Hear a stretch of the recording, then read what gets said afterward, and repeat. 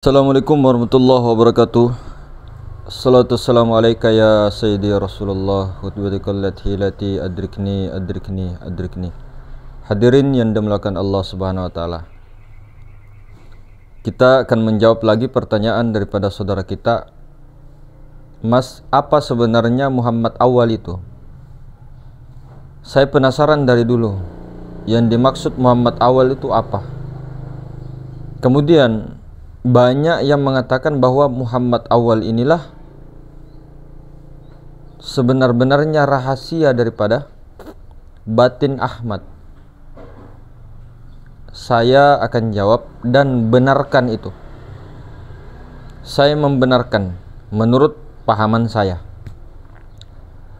Muhammad awal itu adalah batinnya Ahmad, betul. Ahmad itu kalau di bahasa ininya sifat. Jadi batinnya Ahmad itu adalah zat. Nah, zat Muhammad awal. Jadi Muhammad awal ini banyak namanya. Banyak sekali namanya.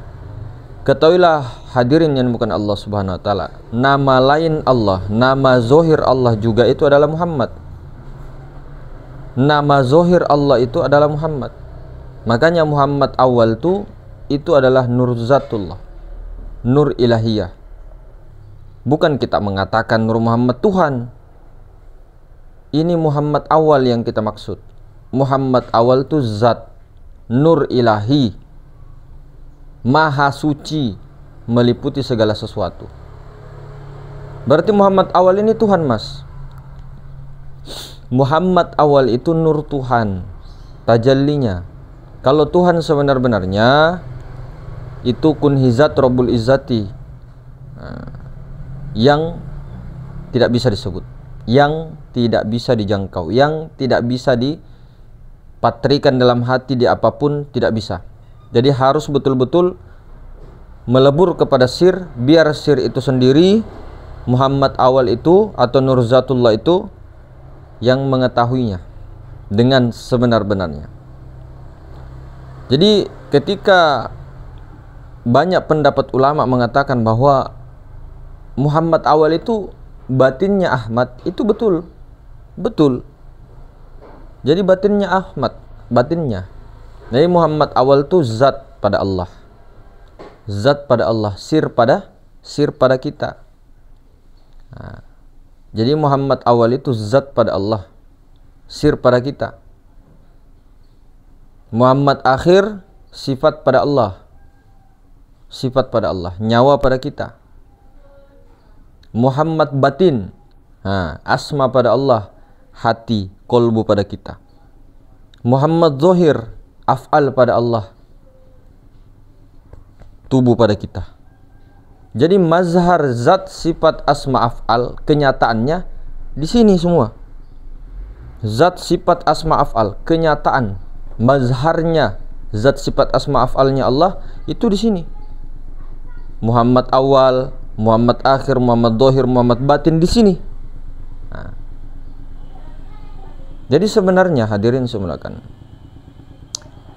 ketika seseorang melebur kepada maha ruang, kosong, yang maha meliputi segala sesuatu, itu juga dikatakan Nur Muhammad. Tapi Nur Muhammadnya yang sir Ahmad. Nah, karena sebenarnya begini hadirin, kalau macam-macam tergantung dari tempat-tempat lain atau metode-metode lain memberi istilah ya.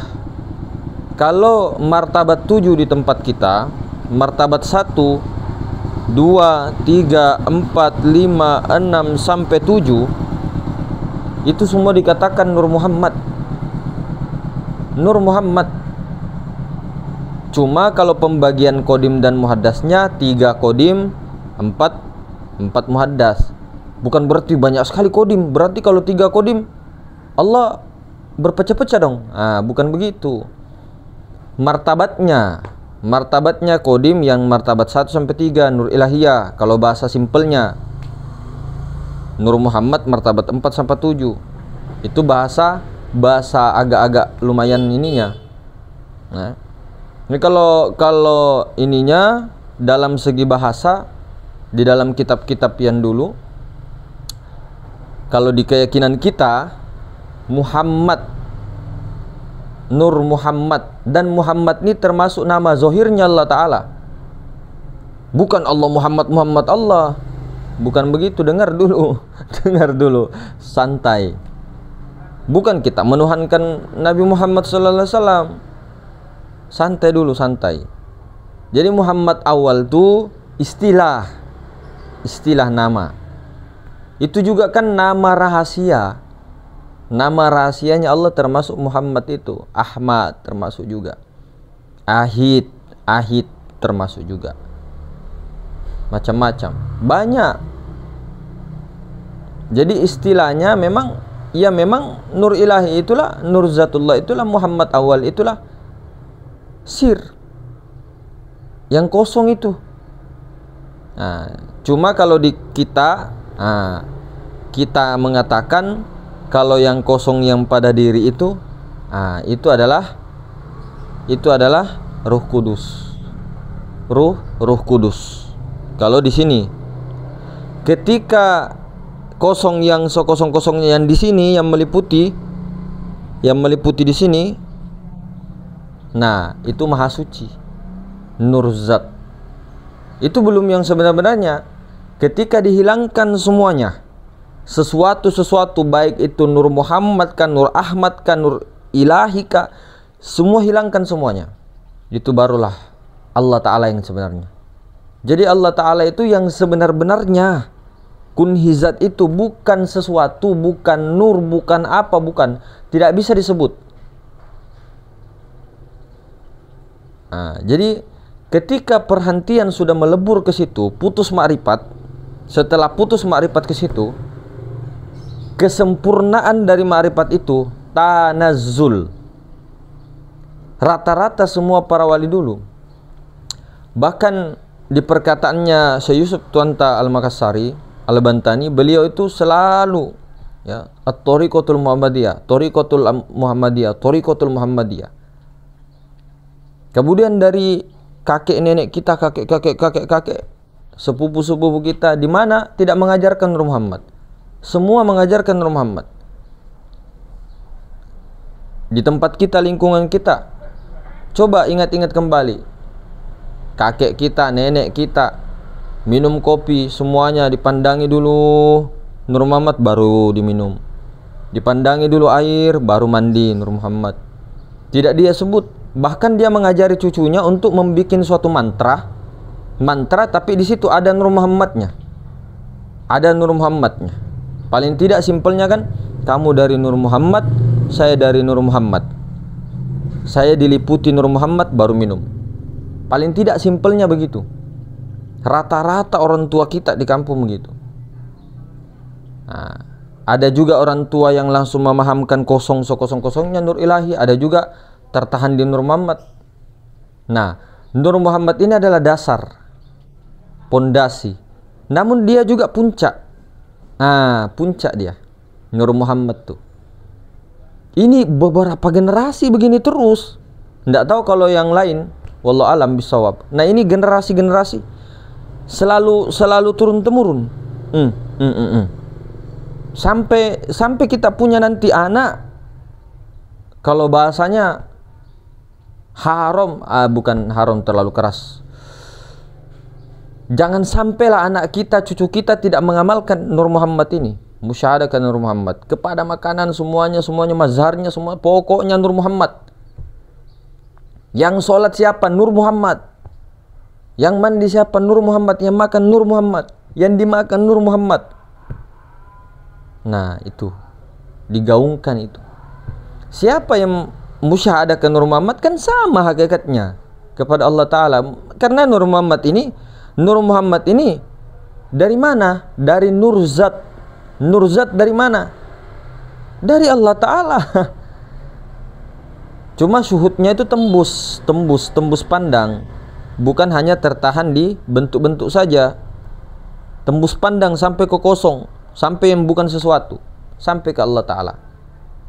Lihat Nur Muhammad, lihat semua Nur Muhammad. Kenapa kita harus tanazzul? Kenapa tanazzul? Karena tajalliya wujud Allah nyatanya pada Nur Muhammad. Jangan kita dikosong terus. Namun memang kita ulang-ulang terus terus latihan di kosong itu. Latihan terus, nanti jangan lupa tanazzul. Supaya ini kita tidak setengah-setengah dalam menjalani wasiat kakek-kakek kita, nenek-nenek kita dulu, tidak setengah-setengah. Jadi mereka bilang kalau sudah dikosong, kemudian yang kamu sudah kembali yang bukan sesuatu, ya, kamu turun tanazzul ke Nur Muhammad. Itu kan pesannya orang tua kita. Entah itu mau orang-orang sekarang yang baru belajar di ini mengatakan sesat kah, tidak jadi masalah. Ini sudah turun temurun dari lingkungan kita, ya kan? Pahamlah orang-orang tetangga-tetangga kan? Itu rata-rata kan begitu. Rata-rata satu kampung itu rata-rata semua pasti tarekat Nur Muhammad itu. Semua rata-rata kampung itu. Di kampung saya begitu. Di kampung orang juga kan ada juga, pastilah beberapa. Tapi kalau kita rata dari kecil itu kita pergi ke rumah-rumahnya orang, rata begitu semuanya. Orang-orang tua. Kenapa bisa rata? Keluarga semua di situ. Dari ujung sampai ujung. Bahkan meskipun bukan keluarga atau keluarga jauh, pasti tarekatnya Nur Muhammad semua. Musyadahnya begitu. Orang minum saja sambil Nur Muhammad itu minum. Semuanya pakaiannya ikat ini semua Nur Muhammad, pakai apa semua Nur Muhammad. Paling tidak. Nah, kalau bukan sama Nur Muhammad pasti di ini dengan 4 sahabat atau 4 malaikat kan, begitu, 4 unsur. Namun kan ujungnya nanti ke situ. Simpelnya kan begitu. Nah, jadi tidak ada yang dipandang selain daripada Nur Muhammad. Begitu. Nah, cuma biasa orang itu ada tertahan di Nur Muhammad saja namun tidak naik di kosong. Nah, itu juga tidak jadi masalah sebenarnya, tidak jadi masalah. Yang penting dia tahu Nur Muhammad daripada zat Allah daripada Allah Ta'ala. Itu tidak terhijab. Namun kurang ini kalau tidak ketemu kosong itu. Karena kosong itu Nur Muhammad juga. Yang kodim itu Nur Zat. Itu dinamakan Nur Muhammad juga. Ahmad, Sir Ahmad. Sir Ahmad itu yang kosong itu. Kosong meliputi segala sesuatu luar dalam. Ahmad Sirrullah. Nama lainnya Nur Ilahiyah, Nur Zat. Bisa juga dikatakan Al-Haqiqatul Muhammadiyah. Hakikat Nur Muhammad yang sebenarnya. Nur Muhammad makhluk. Hakikatul Muhammadiyah, itulah Ahmad Sirrullah. Kosong. Atau nama lainnya Nurullah atau Muhammad awal, Muhammad akhir. Banyak namanya sebenarnya. Yang penting intinya yang kosong itu kodim. Nah, yang kosong itu kodim, yang ini muhaddas. Nah, itu saja. Yang kosong maha ruang itu kodim. Ini muhaddas. Termasuk nafas itu masuk muhaddas dia. Nafas itu pembungkus. Termasuk jiwa itu muhaddas. Semuanya. Kecuali yang hembusan pancaran itu. Pancaran dari sir itu bukan muhaddas. Kodim dia. Semua ruh-ruhnya hewan, binatang, iblis, jin, malaikat itu ruhnya itu bukan ruh suci. Semua itu muhaddas. Tidak di wanafakh itu tidak. Semua dari ruhnya semua itu Nur Muhammad. Kelebihannya manusia ada Sir Ahmad, sirnya, rahasianya Ahmad. Siapa? Nur Zat, Muhammad awal. Nah, Muhammad awal ini juga yang bernama Ilah. Nah, ini juga yang dinamakan Allah Ta'ala. Zat ini yang dinamakan Allah. Namun salah kita pandangannya kalau mengatakan Muhammad Allah, Allah yang Muhammad. Bukan Muhammad yang af'al kita maksud. Bukan Nabi Muhammad, bukan Nur Muhammad yang af'al. Ini hanya istilah nama saja. Jadi coba dicerna baik-baik, Muhammad awal, Muhammad akhir, Muhammad zahir, Muhammad batin.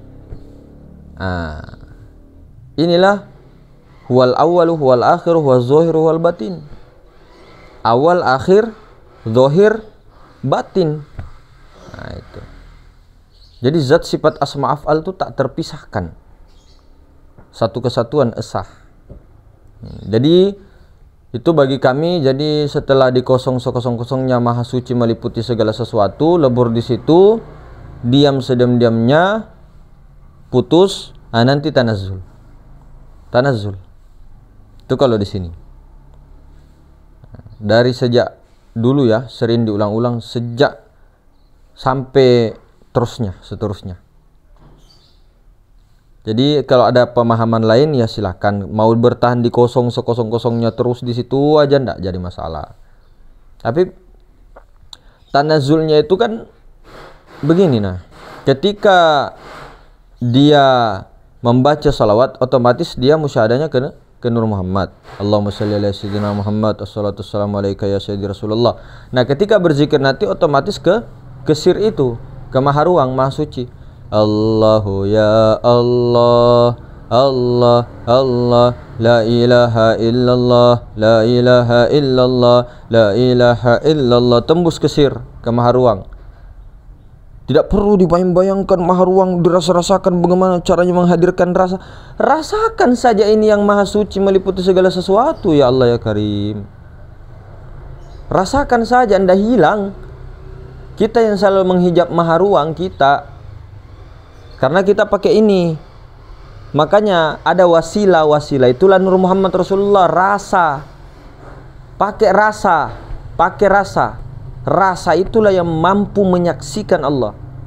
Rasa itulah yang sampai ke sir itu. Rasa, pakai rasa. Rasakan betul-betul.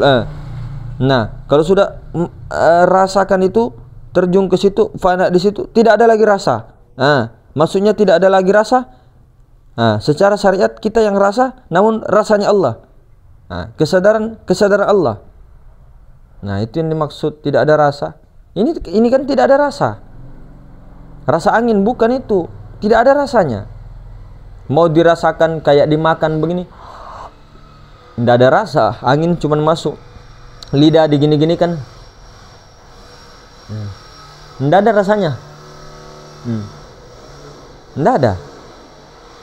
Jadi rasa ini dihubungkan ke yang tidak berasa itu, lebur di situ.